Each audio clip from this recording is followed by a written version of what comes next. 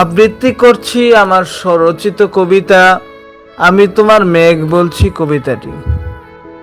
বৃষ্টি, বৃষ্টি, ও বৃষ্টি, আমি তোমার মেঘ বলছি। তোমার চোখটা একটু খুলবে, তোমাকে নিয়ে একটু ঘুরতে বেরোবো। বাইরে কি বৃষ্টিই না হচ্ছে আজ। জানালা দিয়ে তো একবার দেখো, তোমার পায়ে থাকবে পাতার নূপুর, বাসন্তী রঙা শাড়ি, আর আঙুলে আঙুল গুজে পা ভিজিয়ে নেব, আর গান ধরব, বৃষ্টির গান।